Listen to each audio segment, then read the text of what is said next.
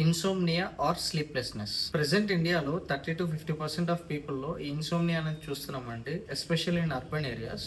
ఈ ఇన్సోమ్నియా అంటే ఏంటి, ఇది ఎవరిలో ఎక్కువగా వస్తుంది, ఇది ఎలా ఓవర్కమ్ చేయాలి, ఈ వీడియోలో చూద్దాం. జనరల్ గా మన బాడీలో 2 టైప్ ఆఫ్ సెంటర్స్ అనేవి ఉంటాయండి. ఫస్ట్ వన్ వచ్చేసి స్లీప్ ప్రమోటింగ్ సెంటర్స్, ఇవి నైట్ టైం యాక్టివ్ గా ఉంటాయి. సెకండ్ వన్ వచ్చేసి వేక్ ప్రమోటింగ్ సెంటర్స్, దీన్నే అరోజల్ సెంటర్స్ అని అంటారు. ఇది డే టైం యాక్టివ్ గా ఉంటాయి. ఇన్సోమ్నియాలో వేక్ ప్రమోటింగ్ సెంటర్స్ అనేది ఓవర్ టైం యాక్టివ్ గా ఉండడం వల్ల బ్రెయిన్ అనేది కామ్ డౌన్ అవ్వదు, దానివల్ల హైపర్ ఎరోజల్ స్టేట్ అనేది వస్తుంది. సో దానివల్ల నిద్ర పట్టదు, దీన్నే ఇన్సోమ్నియా అని అంటారు. ఈ ఇన్సోమ్నియా అనేది ఎక్కువ కాలం ఉండడం వల్ల మీకు డే టైమ్ ఇష్యూస్ వస్తాయండి, లైక్ ఫెటీగ్, వర్క్ మీద కాన్సన్ట్రేషన్ చేయలేకపోవడం, డే టైం అలర్ట్ గా ఉండలేకపోవడం, డ్రైవింగ్ లో అలర్ట్నెస్ తగ్గిపోవడం, ఇటువంటివి చూస్తూ ఉంటాం.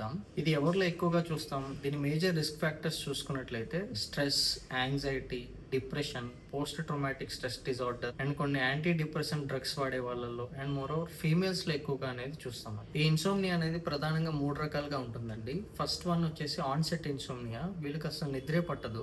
సెకండ్ వన్ వచ్చేసి మెయింటెనెన్స్ ఇన్సోమ్నియా, వీళ్ళకి స్టార్టింగ్ లో నిద్ర బాగానే పడుతుంది, బట్ మిడ్ నైట్ వీళ్ళకి మెలకు వస్తుంది, అక్కడి నుంచి వీళ్ళకి నిద్ర అనేది పట్టదు. థర్డ్ వన్ వచ్చేసి లేట్ ఇన్సోమ్నియా, వీళ్ళకి ఎర్లీ మార్నింగ్ 2 o'clock 3 o'clock మెలకు వస్తుందండి, అక్కడి నుంచి నిద్ర అనేది పట్టదు.